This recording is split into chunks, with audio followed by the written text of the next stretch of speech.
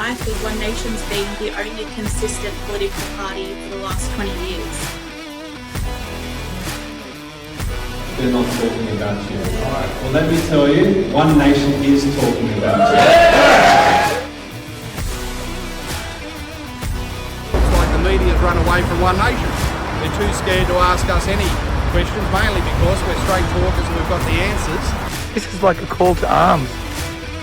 You guys need to start making the real decisions and who you're going to vote for. Hey everyone, welcome back to the ExCandidates podcast. My name is Stephen Tripp, and as always, I'm joined by Adam Zara from MacArthur. And unfortunately, tonight we don't have Rebecca Thompson. She's feeling a bit unwell, unfortunately, and we weren't able to reschedule. So we'll have to carry on without her. But tonight we're very excited because the tables are turned this time.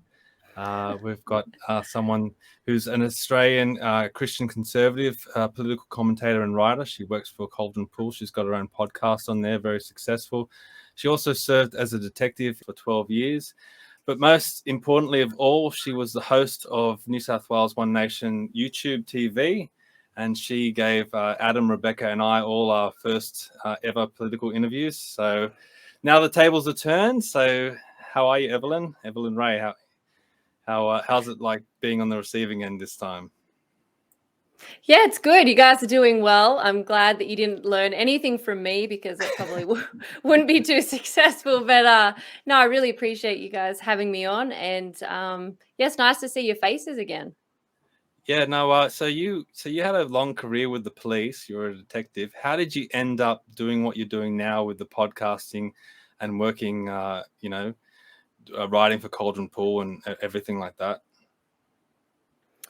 Yeah, I guess you could say I was it started off as something that I just enjoyed doing and kind of evolved as the years went on. So I was sort of writing for a number of years under a pseudonym, for obvious reasons, because I was still technically employed by the police force. And so, yeah, I've sort of been in the space for quite a while, since about 2017.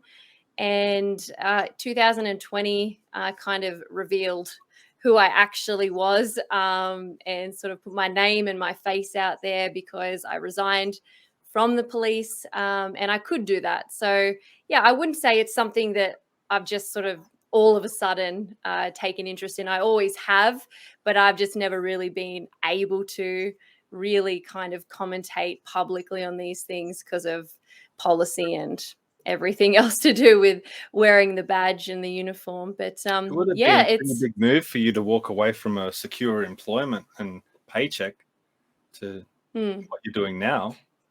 Yeah, to being jobless because I chose not to get the jab. Now look where I am. Join the club. Yeah. Woo. But yeah, it was, to be honest, it was really hard leaving. I do not regret it. I'm glad that I did. There is no way that I could be sort of part of what's been happening, especially the last few years.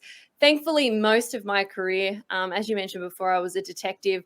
I didn't wear the uniform. I didn't really deal with the general public. I was very specialized, child sex offences in Australia, child abuse, a lot of sort of organized crime spectrum. So I probably wouldn't have been in a position like we're seeing on the news with the cops in the uniform on the street. But, obviously, I would have obviously been in a very precarious position still, considering how I feel about what's been going on and being a part of it. So I don't regret it, but it was really difficult walking away because I did love my job. I did love locking up pedophiles and, bringing justice to children and things like that. And it was a really hard toll, I think, on a person's soul having to deal with that. But as I mentioned before, getting justice for those sorts of victims was quite rewarding. And yeah, it was hard to walk away, but no regrets. And I think, as a Christian, I look at the big picture, providence. And at the time you sort of go, why is this happening? And then you kind of have moments later on where you can see like the thread of God's wisdom throughout things. And I resigned not because of COVID, not because of mandates, not because of other things And then all of that happened within 1 month of me resigning. So I kind of looked back and go, I feel like that was God's hand on it all, and it sort of happened for a reason. Well, just quickly there, thank you for all your service, in the police force, and thank you for bringing those pedophiles to justice, because that is probably, I think, in my mind, is one of the worst kind of crimes or acts that can be done. The innocence of children is so important, and it just seems to me that people aren't realizing that how sacred the innocence of children actually are. And I think with some of the new ideologies and some of the new agendas that are happening at the moment, especially, with this leftist wokeist idea, that, the sanctity of childhood is being lost. I've got 3 daughters, and I actually went through a court case for custody of my middle daughter, and I did everything I possibly could to keep her childhood sacred. So she's still, she's 11 years old and she's still a child. So again, thank you for all that. And how do you feel about the way that the attack on the children are going at schools and stuff at the moment? I don't know if you're, I'm sure you're probably more up to date than me, but with all this woke ideology entering our schools and kind of indoctrinating our children, what are your thoughts on some of that stuff that you've seen? Yeah, look, I think it's it comes down to a very simple thing, and that is parental responsibility. And I think it's something that, culturally speaking, we've sort of lost a hold of. I think that a lot of parents, unfortunately, are in a position where they have to send their kids to daycare or to preschool or things really young in life because of the cost of living, because of mortgages, because they need a double income. And so I really feel for parents who would rather keep their children at home with them and rear them and raise them, and who can't. So, but unfortunately, there is a culture of children being seen as an inconvenience. There's a real push of like narcissistic culture where it's all about me. Like, I need me time. I need to do this. And we've almost lost the joy of parenthood and like the joy of raising kids. No one said it's easy by any means, but it certainly is one of the greatest things that a person could ever do, is raising and loving a child. And I think, daycare has become a surrogacy for parenthood, and parents have really sort of lost a hold of primary responsibility of not only education but well-being, and we're sort of offshooting these responsibilities to all various different aspects of the state. And I think that's where the root of the problem is. I think no matter which way you look at it, things of a sexual nature don't belong in a school. I don't care what side of the fence, whether you're left, whether you're right, whether you're centrist. I just don't care. I think that it's just a common sense approach to say that in itself should be parental responsibility, and it doesn't have a place in school. And so I think based on that, like, these sorts of things should never enter the classroom, that parents should bear that responsibility. If parents want to teach their kids about gender fluidity, about trans, about bisexual things, you know what? Like, I disagree with that on a moral standpoint. I disagree with that ideologically. I'm a Christian.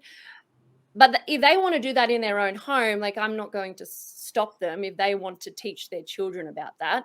But I do think that it needs those sorts of life lessons, those things most certainly need to come from the parents and the parents alone. Guardians, like, obviously there's foster children, there's adopted children, there's all those other things that need to be considered. But there, you shouldn't base rules off exceptions to the norm. And so, yeah, I do think that it all comes down to responsibility. I think that there's no place for any of that in schools. I think that education is really spiraling downhill, and it's because we're not really teaching kids what they should be taught at schools. We're teaching them about sexuality, we're teaching them about gender roles, we're teaching them about what it means to be a pansexual, instead of teaching them how to do your taxes, what does the upper house and lower house mean in parliament, Right. how to, basic skills that they should need. You ask a kid now who's finished school, what's your income tax, what's your GST, what's this, they would have no idea. because we're not taught what's the difference between the upper house and the lower house. What's the Mm-hmm. how do bills get passed in Parliament? How do you stop bills? How do you, like, no, children wouldn't have and most children, sorry, wouldn't have the basic idea of that. And it's because education has become, unfortunately, like the playing ground for activism. And I think, you know, as I said before, I don't care like what side of the fence you're on. Our children do not have the cognitive abilities to take in all of this at such a young age, and they shouldn't be at such a young age as well. I think the scary part about it is that they're so impressionable at a young age. So we've all been at that level. I think I'm the oldest one here. So I grew up in a time where when we did do sex education, a letter went home to our parents and they sent, and the parents had to sign it. And when we did it, it was purely biology. So it wasn't about the interactions between male and female.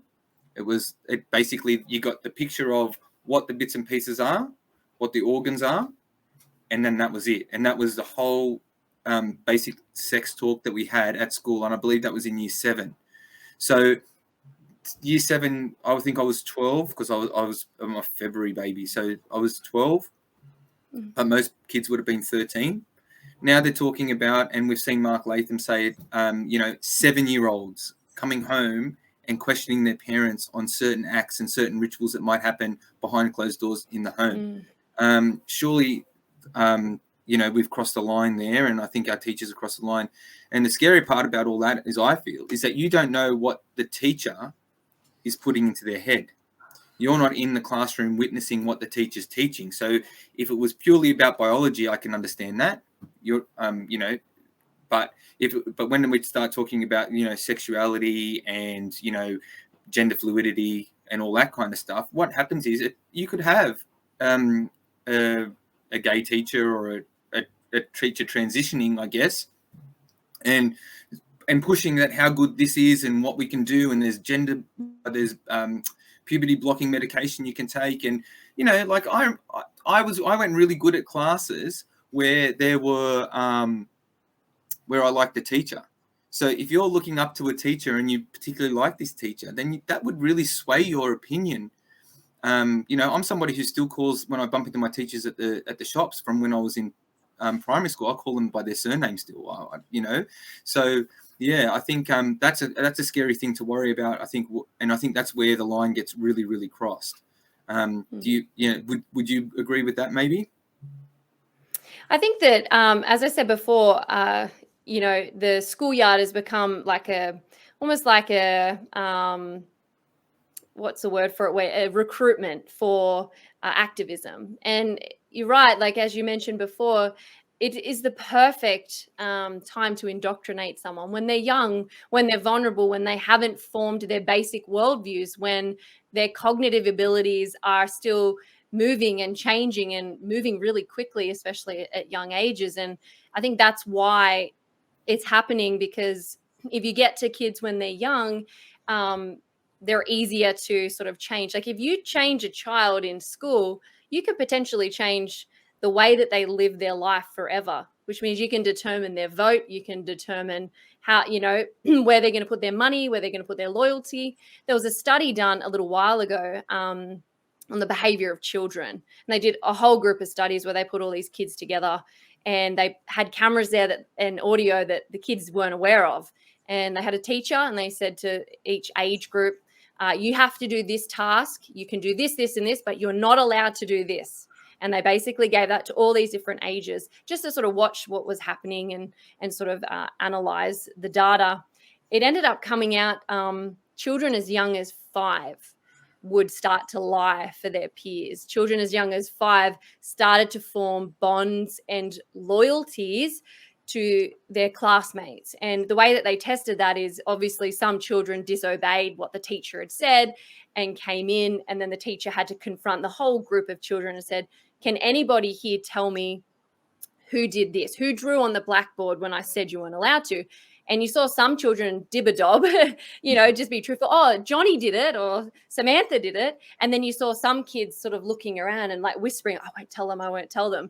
And it was incredible that as young as 5, these children have a loyalty to each other and they're in their classroom. And so this isn't the only study. There's plenty of behavioral studies and statistics out there that show basically if you haven't won the loyalty of your child by the age of 5, you potentially could lose them, because as soon as they go to school, they're going to be spending more time with their peers than with you.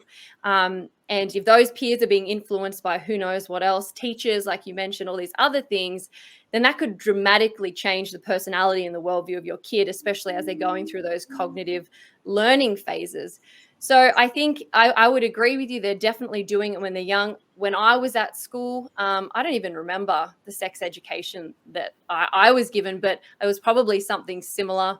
I remember in high school going home to my parents and asking the birds and the bee question, and my dad having a freak out and going, sex, it just means whether you're a boy or a girl. And I was like, oh, okay, are you sure? And Dad's like, yes. And I remember going to school and the kids like looking at me like, that kid's a weirdo. She's got no idea. Yeah. But I'm grateful that I spent most of my life, including probably early high school years, having no idea about that sort of stuff. Because I do not like the person that I was in school, even early adulthood. And I'm like, wow, I'm so glad that my parents protected me from everything like that for as long as possible.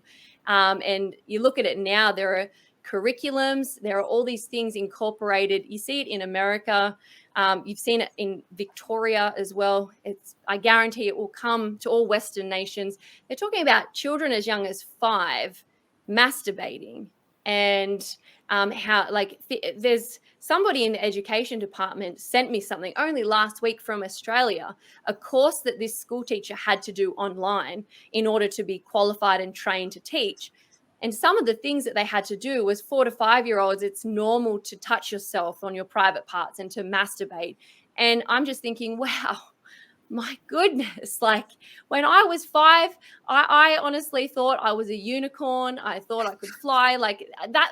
That's what you do. And now kids have to deal with this. And I think that, again, doesn't belong in school. If parents want to have the conversation with their 5-year-olds, I mean, again, I might disagree on an ideological level, but do it at home. And I think all of these things need to come from a person who loves the child, who knows the child, who understands the child. School teachers, while there are amazing school teachers out there, there are school teachers that are incredibly grounded. They do not love your child the way that you love them, and they will never know or understand your child the way that you know them. And that is not their responsibility. Their responsibility is to educate on things that the parents might not necessarily be able to do, whether reading, writing, Maths. grammar, like all of those things. And yeah, it worries me because we're yet to see the long-term effects of this. Because like you mentioned, like I went to school when there were probably horses and carriages. I'm that old.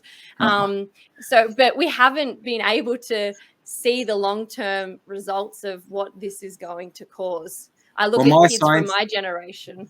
My science teacher invented the wheel. That's how old I am. So that's but I think Hollywood has a little bit to blame. I feel like just touching on a topic that we started with about that me time, and then making it, I remember seeing that came in TV shows, and when I remember as a kid, I remember seeing them. I'm like, the family is such an important thing, and it's having children is the best thing that a person can do in their life, and I think having them protected, keeping them innocent for as long as they can. I mean, let's, once the birds and the bees talk is done, once you start figuring out that all the fantasy of life is not really real, I'm not going to mention names just in case any kids watch it, and I don't want to be one of the person to ruin anything. But, life changes and it gets more serious and it becomes less fun. I'm still preserving that for my children as much as we can. Like, we talk about, Jesus, and all my kids go, well, my 2 oldest kids go to Catholic schools. Faith is important.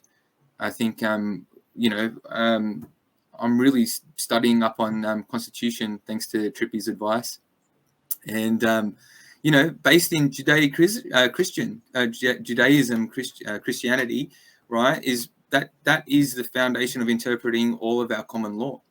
So it's so important, and I think you're right with innocence of children, and it's being taken away.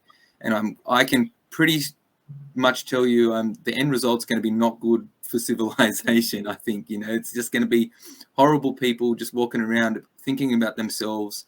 They campaign. They're still campaigning at the moment, for people to stand up on a bus if an elderly woman gets on a bus, or an elderly male gets on a bus, or somebody needs a seat, because, they're still trying to teach kids to stand up and let them sit down.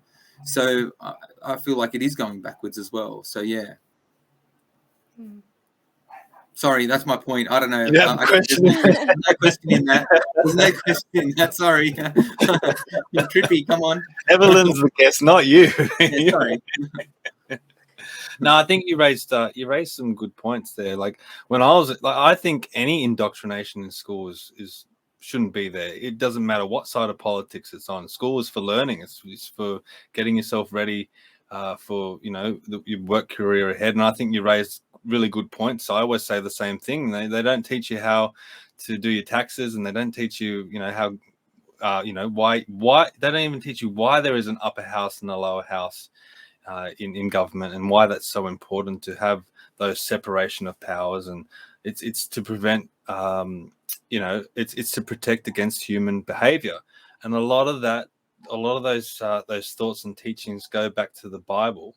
And that's when you realize that when they say Australian is a Christian society, it means that all our laws are based on the teachings of the Bible and the teachings of Christianity. Do you think that's a big reason why Christianity seems to be getting attacked from everywhere? Once you kind of destroy people's belief in Christianity, then government's easy to take over and really have your way with, really.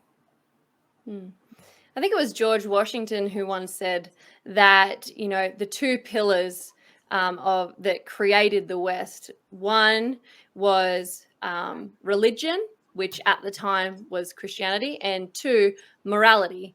And these two pillars is what society in the West was built upon. That's the UK, Europe, that's America, that's Australia, all of those Western nations. They're the two pillars. And he says what's happening is we've built society on those two pillars, which we have built them on Christianity, because they were the men who wrote the Constitution. They were the men who wrote the laws.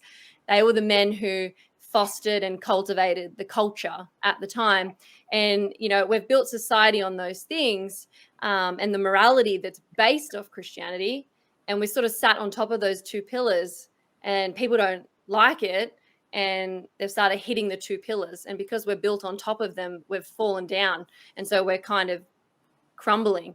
And that's exactly why, because if you want to break a society down, where do you break it? You break it from its foundations. What are the two pillars, the two foundations? Christianity and morality. And I think that's what's happening. I think he was right back then, and it's relevant today in 2022. But I think that, you only have to pick up a history book and actually read it properly to actually understand that the West was the best for such a long time for a reason, because our way of life was prosperous. Why was it prosperous? Because we built our societies on those two pillars, on those two foundations. And people wanted to come from all over the world to be parts of these great nations because of what it was built on and the prosperous life that it promised for its citizens. And, it is getting broken down from those levels. I think that Christianity is probably the most persecuted religion in the West.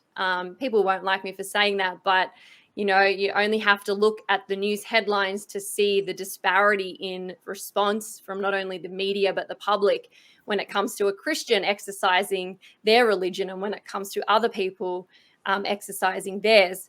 And, I think a lot of people say that Christianity should stay out of politics. A lot of people say that, the separation of church and state should be enforced. But what people don't realize is the origin of the church and state and the separation of such things. The origin wasn't to keep the church out of the state.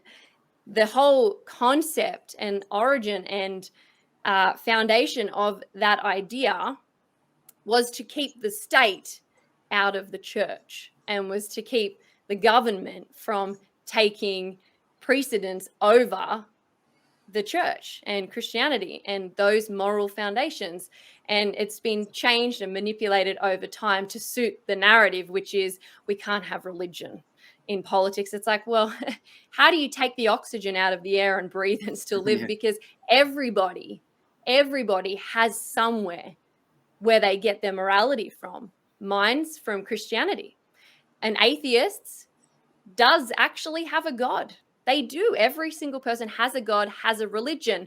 It could be humanism, secularism. It could be majority rule. It could be this and that. But everybody has a foundation. Everybody has a morality, and everybody has a source where it comes from. So I find it incredibly frustrating when everybody's allowed to base their politics on their religion, whether it's, as I said before, relativism, whether it's subjectivism, whether it's, majority rule, whether it's I believe in myself as a person that this is the right thing, whether it's humanism, secular, whatever it is, everybody has it come from somewhere. And for me, my theology, my understanding of God is what determines my vote. And I cannot separate the two, because that's where my morality comes from. That's where my understanding of right and wrong, good and evil, that's where it comes from. And I would encourage everybody to have, obviously a moral compass from somewhere. Why is mine lesser than the atheists, or lesser than the Muslims, or lesser than the Jewish person, or all the other Buddhist morality? Like all of these things, everybody has it. And yeah, it always seems to be the Christians who have to let go of theirs, but nobody else really seems to have to.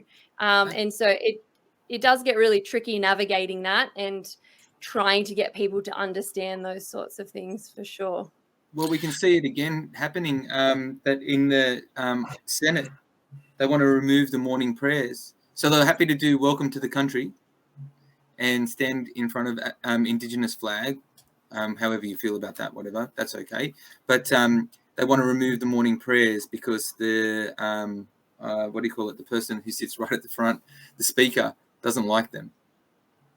Well, it all goes back to the Magna Carta. Why did the Magna Carta come in? The people and the lords, they didn't like how the king he was basically acting like a dictator, and they thought, and so they brought in the Magna Carta. But why did that happen? It came in because Christianity was being taught, it was on the rise, and people started to realize that everyone was equal under God. So that's a fundamental teaching of Christianity that led to the establishment of one of the most sacred documents for democracy that we've ever had, and really the start of a lot of democracy. So it all came from Christianity and those core moral beliefs that you just touched on. That's why that's where it all comes from. That's why democracy, and that's why the Constitution was written. And what do they add in there? They always reference God in these documents. And when you go to court, you swear on the Bible, because you're basically saying that you're upholding the Christian teachings and everything like that. So I think that's a big reason why Christianity is getting attacked. And normally we leave these things to the end of the show, but I guess we'll just dive into it right now. Everything that's been happening with the Manly Sea Eagles at the moment and the jersey. What are your feelings about the Manly Seven and what they're doing, standing up against the Pride jersey that Manly wanted to play under? Yeah, look, I think it's pretty simple. There's obviously an intolerance but it's certainly not coming from those 7 players. And it's just that simple, because I tweeted this a little while ago. There has never been, especially in 2022, discrimination from those 7 players to anyone in the LGBTIQ community at all. These particular players, these Christians, have said, I'm happy to play alongside of you. I'm happy to be your teammate.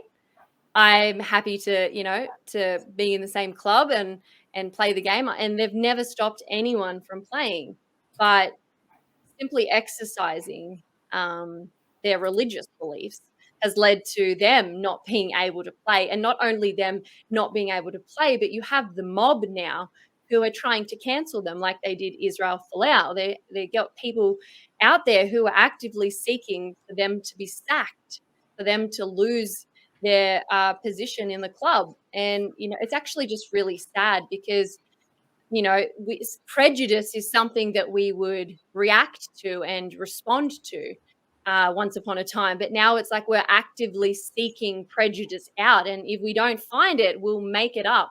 And that article that you just showed, then I read that article and I thought this is an interesting controversy, because I think it was 6 out of the 7 of these players are from the Pacific Islands somewhere. Yeah. So they're like an indigenous race. They're not white Australians, so to speak.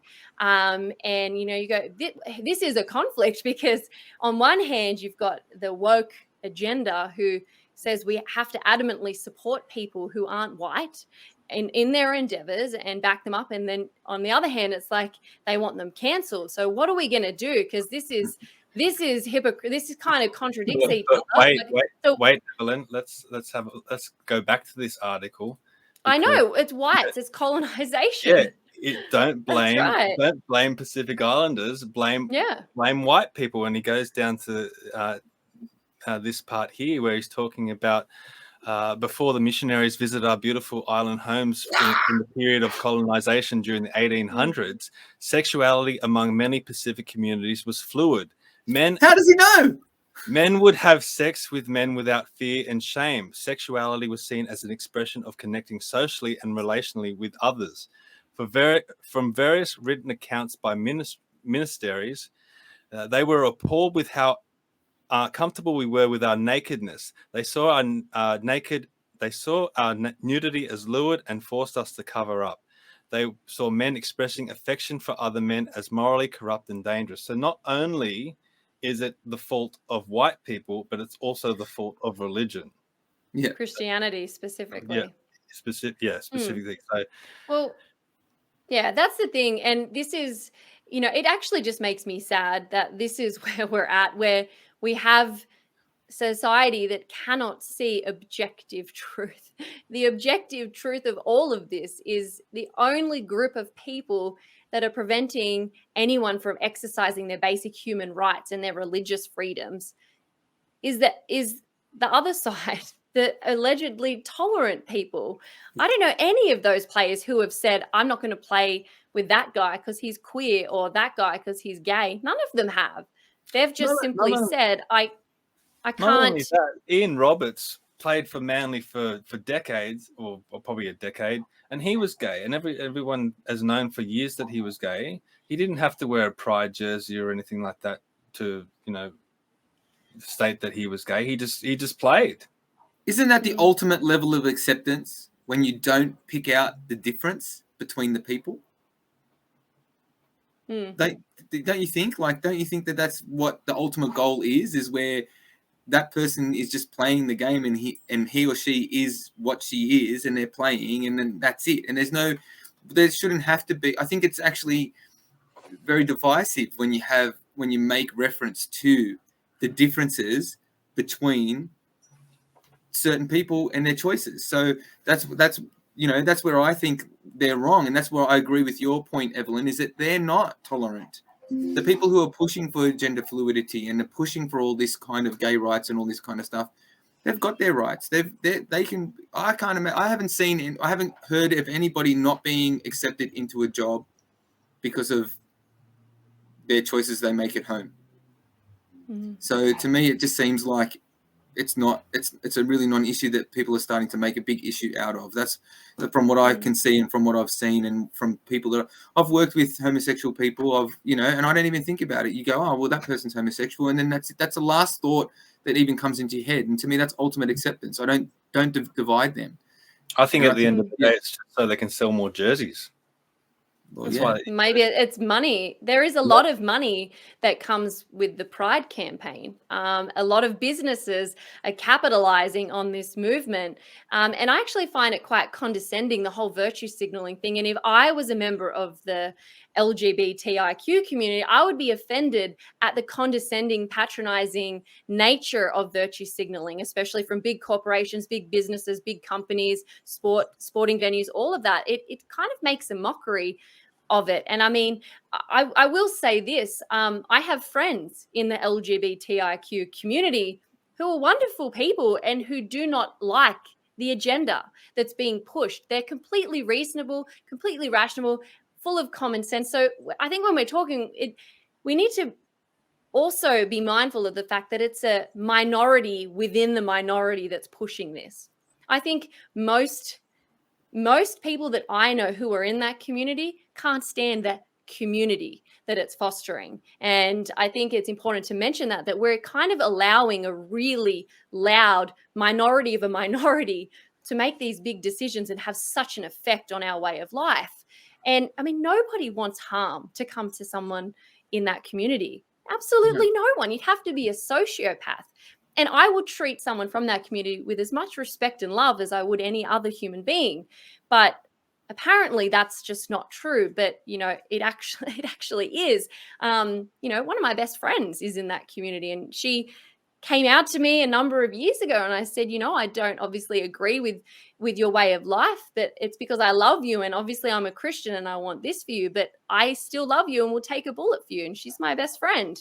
I have a cousin who is gay, and we're in a very Christian family and we all love each other. There's just no issue there at all.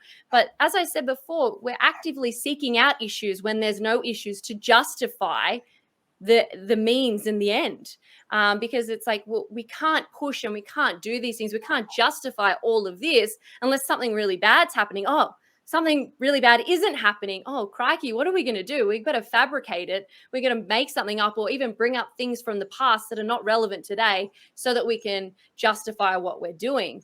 And the whole Manly Sea Eagles thing, it is really scary, the precedent that this could set and potentially set. The Israel Folau thing was bad enough. And now this essentially, and this is something that I don't think many of us have considered, what is essentially being asked of those 7 players is for them to denounce and deny their religion. Why? Because they believe, and I believe, that the Bible is true, that every word of that Bible is true. That's what we believe as Christians. If we wear that jersey, they're basically saying, and if you're supporting that movement, you're basically having to say, what my God says in the Bible isn't true. I'm going to make an exception because of this. And maybe God got that wrong in the Bible. That's a pretty big thing to ask. You wouldn't ask someone of another religion to denounce something that they believe in their biblical text. It's a huge thing that's being asked. And these players who said, I don't want to wear that, are not saying, I don't want to play with you. I don't love you as a person. I don't value you as a human being. They're just saying, I won't wear that, but you can wear that and I'll still play with you. And I can still hold my values and my views and my religion, and you can still have yours. And we can be teammates and we can work together to fight the other team and to beat the other team. And it's just, we're making things up that don't exist to justify things. And it's really scary. And look at the woman in the AFL, the Muslim woman, who she did cop a little bit of criticism in the media about her not wearing the gay pride jersey for her match. But her team players all came out publicly in support of her and said, we support her decision as a Muslim to hold these values. And I respect a Muslim being able to hold that. Like, that's their choice, just like I'm asking them to respect mine. But the media as well has then come out and said why we should be understanding of this particular player. And you just contrast the two point of views for the Manly Sea Eagles and this female who played in the AFL league. And you're like, wow, she might have copped a little bit of criticism, and I'm sure it wasn't easy for her as well. And I commend her for what she did. But the response between the two is very different. What's different? One, gender. That's a difference there. Female, male. It's easier to sort of attack men than women because of the feminist agenda. And two, the religions are different. And I'm not saying that Muslims get it easy. I'm sure they suffer a lot of stuff for their religious beliefs as well, just like Christians. But they're the only differences, gender and religion. Why are we treating... I just think it's crazy that a lot of these political activists, these 20 and 30-year-olds sitting in their unit somewhere, think that they know better than thousands of years of biblical teachings. Like, it's crazy. Like, they say, oh, Christianity is immoral because there's thousands of years of biblical teachings right there, and they think that they know better. Just quickly on that. A lot of people say that Christianity is fascism, that Christianity is tyrannical. People call us Christo-fascist, I think is the lingo online. And it's really interesting. Fascism, by its ideology, by everything, its foundations, it starts from the top down. That's what fascism is. The people up the top making things enforced and forcing things on people underneath. Christianity is not fascist. It goes from the bottom and works its way up. It is all about changing the hearts of people, regenerating souls. I'm not going to go around telling people and holding a gun to someone's head and saying, you have to believe the Bible. Absolutely not. That goes against everything that I believe. Christianity works from the ground. It works in the hearts of people, of communities, and it spreads it out into the world, like spreading of the gospel. That's what it is. But fascism, by its nature, is big players forcing things on smaller players. And so, I find it really, really disheartening that people can't, see things clearly for what they are. And unfortunately, there are groups of people that suffer because people don't want to educate themselves. Definitely. Speaking about virtue signaling, this week we had this incident with Pauline Hanson in the Parliament, where she wasn't happy about the Aboriginal and Torres Strait Islander flags being flown in the Parliament now, and she also wasn't happy with the Welcome to Country ceremonies. So she stormed out, but Senator Jacinta Price has now come out in defense of Pauline to a point. What are your thoughts on this move to move away from the Australian flag and start flying the Aboriginal flag and the Torres Strait Islander flag on equal footing with the Australian flag? Yeah, it's a really controversial topic. It's like opening a can of worms. On one hand, you have to acknowledge, where we've come from. And on the other hand, at some point in time, you have to acknowledge where we are today. And unfortunately, if you continue to strap the past to a person's back, it's only going to hold them back from moving forward. And I think as a society, unfortunately, we are so focused on looking backwards over our shoulder at the burden on our backs that is our history. We're not able to move forward in a positive way in the future. I think I completely understand Pauline Hanson as well, because I know she's not coming from a place where she hates the Indigenous Australians. None of us do, unless, again, you're a psychopath. But I understand that what she's making a point on is the segregation and division that it causes. And, I think the idea of us all being together, isn't that the most tolerant we can be of each other? Isn't us all being under one flag, under one nation, all having equal rights, all having an understanding of things, isn't that in itself the most healing thing to do? And again, I know a lot of Indigenous Australians who have said that they don't like constantly being strapped to the past and constantly having to, go through the agenda and the push with that. So it's a real, as I said, it's a really controversial subject. I understand where Pauline Hanson is coming from, because I know she's not coming from a place of hatred. She's coming from a place of us all being as one nation, all together. Yeah, exactly. But She was saying it was they'll- divisive. That's right. And that's how they'll spin it. They'll say it's divisive. They'll make her out to be something. But again, if you actually just talk to her, I'm sure she would very easily clarify she does not hate Indigenous Australians. She wants the best for them. She wants them to have equal rights as everybody else. I mean, we spend $33 billion a year on supporting our Indigenous Australians through all different means. Like $33 billion is a lot of money. We also have more holidays or acknowledgement days for the Indigenous Australians and any other group of people who live in Australia. We get Anzac Day, Christmas Day, Easter, I think it is. I'm not sure what other days we get. That's what we get. But if you go through the calendar, there's NAIDOC week, there's Sorry Day, there's so many things that we have done over such a long period of time to try and apologize, to try and understand, to try and, do all these things. So I understand the frustration when it's like, I don't understand what more we could do. And it is getting to the point where it's like, it started off as wanting an apology, and now it's starting like similarly to Australia Day. Sorry, that's the other one. Australia Day. Similarly to that, it started off with changing the date. Let's change the date so it's on a different day that might be more harmonious for everybody. And then it went from that to let's cancel the day altogether. And I think the same sort of thing is going to happen with our parliament, with our politics, with our government. It'll start off with small changes and small moves and small acknowledgements and getting rid of the prayer, but putting in, the acknowledgement to country. It'll start with that, and then it will go to cancelling like everything else. And I think Pauline can see that because she's seen it before. She called this a long time ago.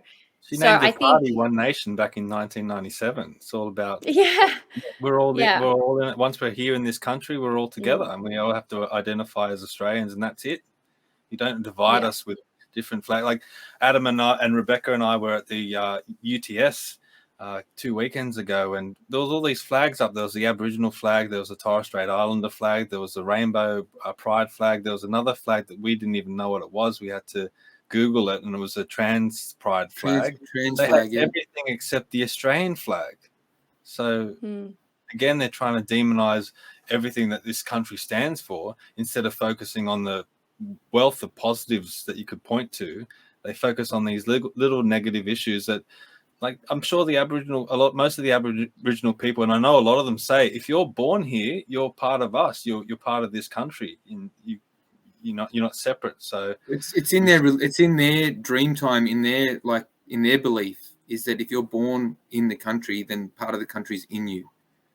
So that was actually Jacinta Price's first maiden speech in Senate, and that was an amazing speech, and it just really put everything into perspective. It actually made me feel comfortable in the way that I feel, because I want an Indigenous person, an Islamic person, a Christian person, an agnostic person to have their dream and be able to achieve it. I don't want I don't think that it shouldn't even be asked.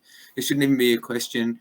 Like, how many times you go to the hospital or something like that, and they go, do you identify as an Indigenous or Torres Strait Islander? I mean, what's the difference? What, I don't know, is my biology not the same as every other male? Is my, what do I have to do that's different? Are you going to get more treatment, or are you going to get less treatment? I don't understand the difference. So it's pretty crazy that I think all that kind of, like, the separation and the ideology of labeling every little thing is creating a problem. Well, we've talked about it before. It's all divide and conquer.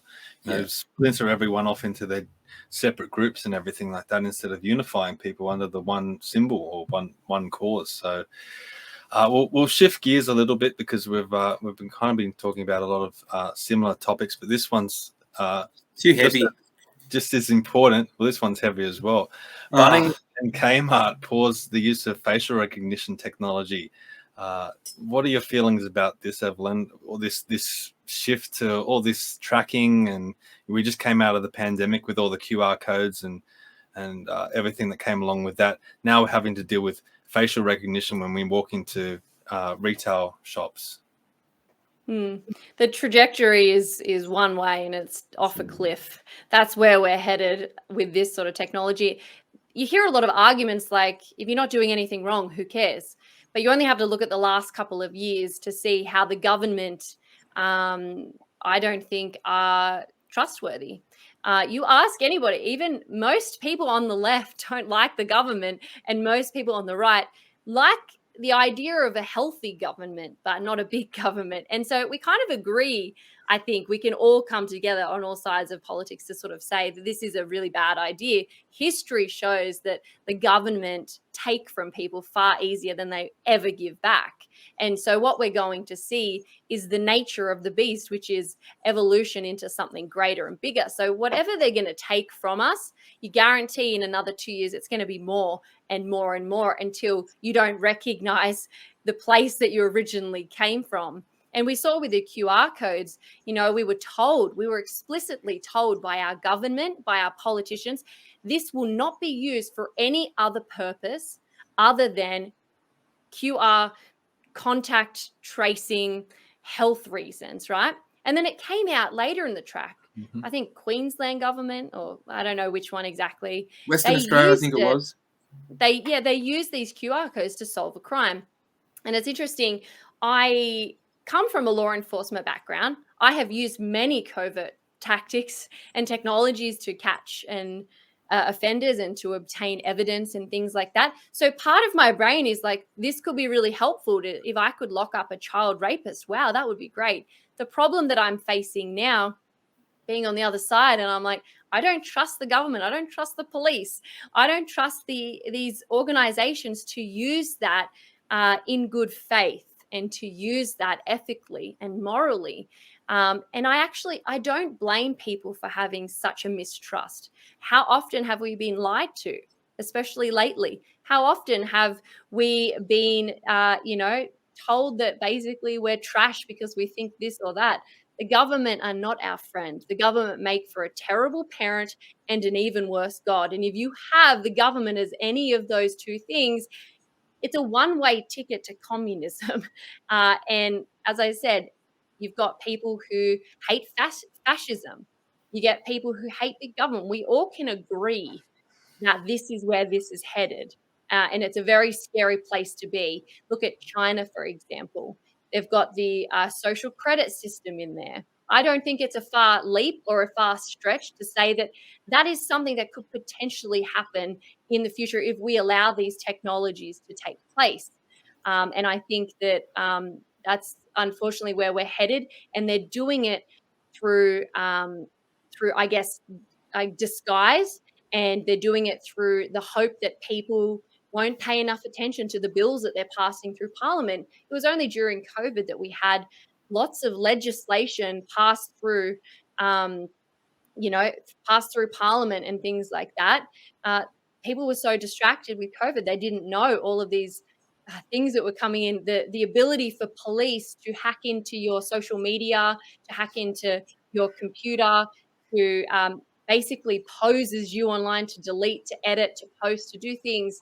That's all been passed through Parliament. That's now enacted legislation, and people aren't aware of it. And I think that's how they're going to push these things through the subtle things of private businesses like Bunnings, like Kmart, all of those things under the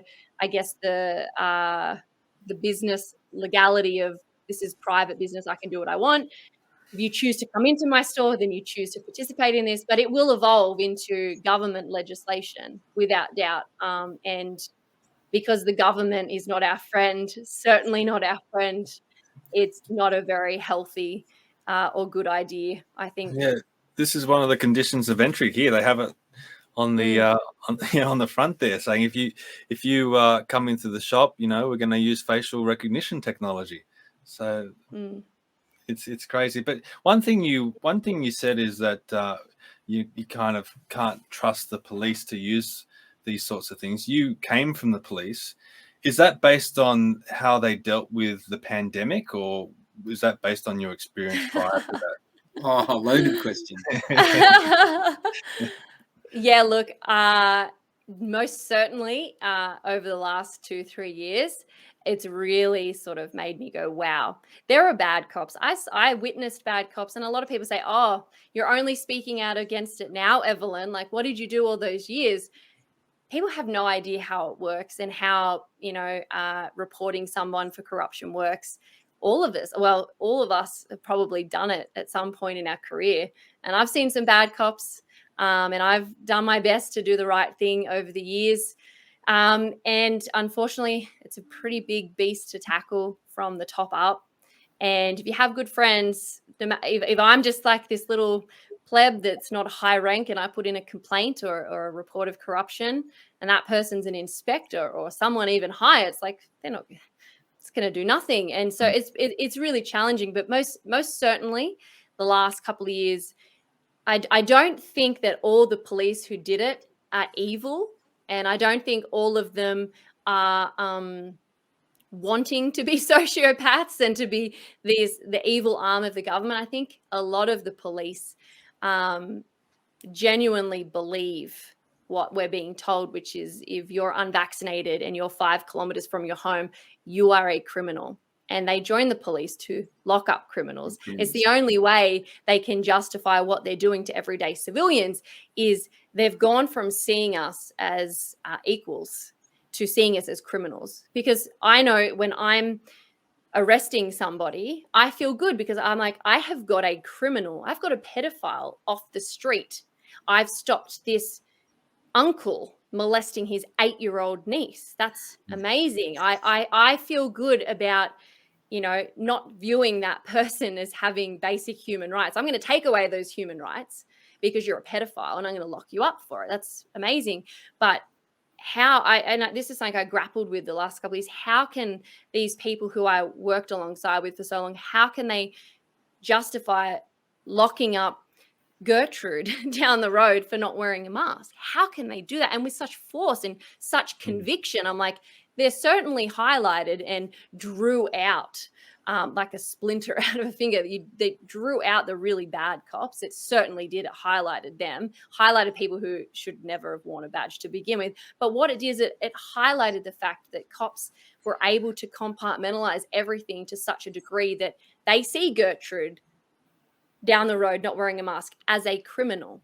And because they see her as a criminal, they can justify taking away her basic human rights. So that's what scares me with this legislation is if the cops in charge of this legislation and who have the power to use this legislation genuinely believe that people like you and me are criminals because we're exercising our basic human rights, that's terrifying.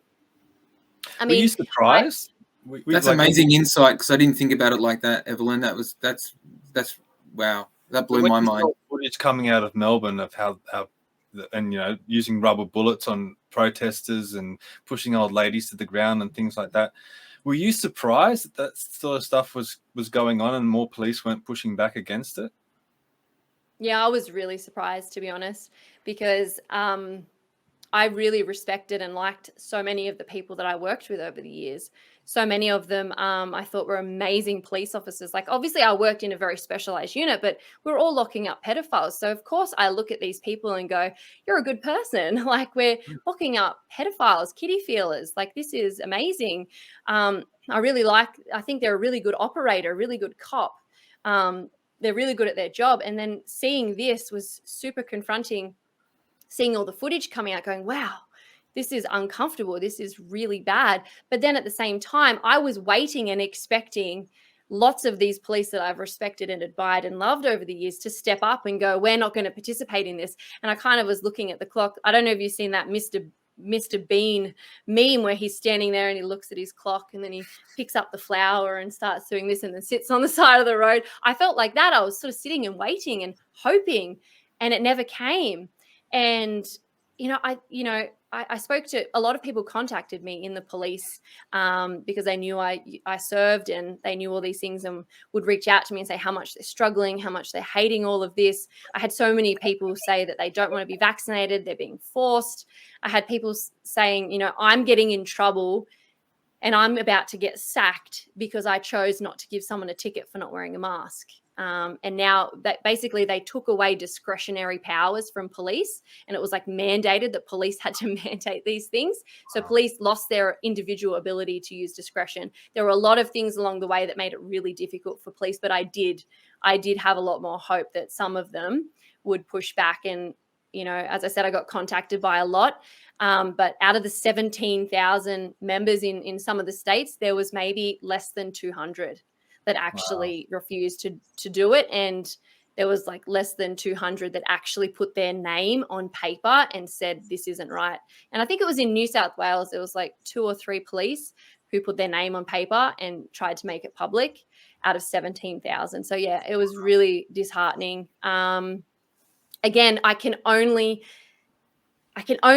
rationalize it in my mind as going, they genuinely think that they're doing the right thing. Because I don't think that they're sociopaths or psychopaths. I don't think they're inherently evil in that sense. I think cops join for 2 reasons. One, they genuinely want to do good and want to lock up bad guys, make the community safer, be the hero. And 2, you get people who like the power, like the authority. They like, being able to basically tell people what to do and wear a badge. They like how it makes them feel. And unfortunately, with the nature of the type of work, it does attract those 2 types of people. Yeah. But, I think majority of cops do join for the right reason. There's obviously bad cops and there's bad culture in the cops. This is a whole nother subject. The culture in the police is disgusting. And the education of police is disgusting. The accountability of police is disgusting. But most cops join because they actually want to do good. And so you go, how could they do this? They actually believe that they are doing good. So it all comes down to, I guess, who we're recruiting. Are we recruiting people that are easily manipulated and are we recruiting people who will just do what they're told by the hierarchy, who can't think individually, who can't, I guess, critically analyze situations and come to a rational conclusion on what's right and wrong? Are we recruiting police that, can't think for themselves at all? Are we how is it that so many of them actually believe that it's right to lock up Granny for visiting her grandchild for the first time in 2 years? They think they're doing the right thing. So there's a lot of reformation, I think, that needs to happen with the police if we're going to stop something like this happening again. And the fracture at the moment between law enforcement and civilian is so severe. I'm not sure if we'll see that repaired in our lifetime or if it's even possible. I hope that it is. I think that we do need a police force. I do think that society prospers when you do have law enforcement, but I think that our law enforcement and our systems for it is certainly flawed and needs huge changes, or we're going to just find ourselves back here at the next pandemic, unfortunately. If one of us get elected in state as a upper house or something like that, we'll make sure that we have you on as an advisor to tell us what we should target and what we should do. Evelyn Rae, the advisor. Yeah, but the scary thing is that the police and the military are really the last line of defense from tyranny. So have you reached out to any of the people of your contacts within the police force to see what their feelings are? Like if these lockdowns and pandemic laws came back, even if they don't come back in a pandemic sense or came back for another reason, is there anyone in the police force to prepared to stand up this time? Like, have they looked back and really, hindsight's 2020 and gone, okay, we shouldn't have gone along with that? No, I don't think so, sadly. I don't think that we're there yet. I don't think that the police are there yet. I think that they've probably forgotten about it and they moved on to their other things now. Yeah. Like, to be fair, they're so busy. We were so busy. And so that was consumed with our time. But now it's like, well, Now we're probably going to be dealing with robberies and things like that. Now people are allowed out of their home. We're probably going to have less domestic violences because we're not all stuck at home, but maybe we're going to have more malicious damages or other things. So it's just going to be moving on. And if it happens again, I actually think, and the changes haven't happened. So it will just revert back to what it was the last couple of years. I think the people that were going to stand up have stood up as best as they can. And if anything, it might just be one or two extras. But until we get the publicity, like a royal commission or something around just the justification of everything and how it wasn't justified, until we actually get things, I guess, publicly or mass accepted, we are seen as conspiracy nut jobs. And that's how the police probably still see us. And it won't change until that narrative and that public perception changes. So I can't see the police standing up at all. It's interesting you mentioned the military in the last line of defense, because you look at America, there was huge military and police, involvement with their approach and their response to COVID. There's a big so many of them. America, they're armed though. They've still got That's guns. what I mean. And I think it's the culture over there as well. I think America is very patriotic in culture and very Christian in culture. But Australia, we're very agnostic. We reject religion altogether. And not only that, we're under a monarch and we're very daddy, govern me harder. That's sort of where we sit. And the difference in culture, even though we're, little brother to America in a sense, I do think culturally speaking, we're very different. There are people who I would not think are probably Christians or actually living how a Christian should live, who will proudly and publicly claim that they're Christians and will pray on their YouTube channels or their social media or on their mainstream TV, like news outlets. And they're happy to acknowledge, God and country. We don't do that here. And I think that plays a huge role in why the military and the police kind of, there was some police departments in America that just said, we're not doing it. And what could anybody do? Because without that police department, it's like, and they had the ability to do that. We don't. And so we've got to change our culture, or we've got to change how we operate our police, or we're just gonna be back here again if another pandemic comes up. It's interesting you say that, because I was in Orlando when they had the nightclub shooting there, and I was in the hotel gym the morning after, and I was just on the bike watching South Park or Family Guy or something, and this guy came down and he grabbed the remote and flicked it onto the news to watch the news report, and I kind of looked at him and like, I was watching that, and after a bit he turned around and said, "Oh, sorry for changing the channel. I just wanted to see what was happening with the nightclub shooting." And I said, "Oh, yeah, no worries, mate." And he went back to watching, and then a couple of seconds later, he turned around to me again and said, "Oh, I hear an Australian accent there." He said, "How do you feel about the mass murders that we have here with you guys having such strict gun laws?" And I said, "Look, it's two separate cultures. I can understand why Americans love the Second Amendment, because if you look at your history, a lot of it comes from that. But Australia, I know the people say that we did have a gun culture here before 1996, but at the moment, if they introduce back right to bear arms here in Australia, I don't think a lot of people would be able to cope with that. We just don't have the culture for it. So there is a very strong difference between the two cultures of the two countries, I think. What do you think, Adam? I think we should all be getting taught how to use guns in school and how to respect them. So that's what I think. I think everybody should. No way. I'm going to push back on that. That should not be at school. That should not be taught at school. No way. Why couldn't you have like gun club class and for sport for one semester? I don't know, because in high school elective sports, you can elect a sport and go and do shooting. Well, that's different. Like shooting as a sport. I thought you meant like Pam at the front, who's like 3 years out of uni as a school teacher. Here's a 9mm. Not like that. here we have a 9mm emitter. Here we have an AK-47 and an M4 children. I thought that... No. I mean, like, it should be done as like gun. You know, like I believe children should be taught how to drive at school as well, like they do in America. Sex education. They don't teach you how to, self-defense and all that sort of thing. Well, I think some of those things could be done in school, like across the board. Like, I think, why not have, like, if you can do an archery, you can do archery electives as an elective sport. I know archery is like, the art of it or whatever, but I don't understand why children can't be taught, or like students be taught, how to handle a gun and how to respect a gun through proper schooling, like i.e. through an elective sport for a semester or something like that. Do a 13-week course in it.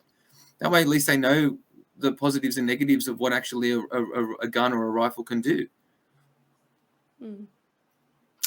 All right. Well, we've talked a lot about. Let's just segue. Sorry, guys. I didn't mean to. We just stubbed that one out. Sorry about that. We've talked a lot about what you have done in the past. Let's talk about what you're doing now with your podcast here. Can you tell us a little bit about Caldron Pool? Yeah, it's a Christian conservative news outlet. I just author and contribute to it. There's a whole range of us who contribute there, really good human beings. We obviously all come from a Christian background. We obviously are all fairly conservative, but we all have different experiences, different qualifications, different educations and things like that. But it's a really good community to be a part of. I enjoy being a part of it. I started this podcast not too long ago, actually, but I just sort of felt, I would love to bring to Australia some voices who are in Australia and who are outside of Australia, and just have the thread of Christianity through everything, because there are so many wonderful alternative medias. There's so many wonderful, podcasts out there, and people who are doing some amazing like journalism and stuff. But I just felt that we kind of don't necessarily have a Christian one. And I would love to just be able to just be myself. I'm a Christian, and this is how I view the world. This is the lens I view it through. These are some people that I find interesting, I respect, I think have some good information. And here you go, everybody. You can listen to it or you don't. It's up to you. But I've had a blast, and there's been some incredible guests on the show, and I've got actually really incredible guest coming up next Wednesday that I'm filming, that I think will probably be one of my favorite ones yet. I'm not going to give it away, but it's been something I've been. No, I was going to say last name Tripp. No, No. Hey, I've already been on the front page of Caldron Pool, so I highly recommend it. So, but what's one of the guests that you've had in the past that if someone wants to check out your podcast for the first time, who would you kind of point to and say that was a really good show? Oh, I'm picking favorites here. So for probably like a Christian sort of one, like I highly respect and admire Doug Wilson. He's a theologian that I listen to all the time. And it's funny, people have celebrities that they like. He's like my celebrity. And so when I had him on, I was so nervous, because I'm like, this is the man that I have been listening to for years and years and years, and basing basically my worldview off the things that he's taught me. And so that was an incredible one.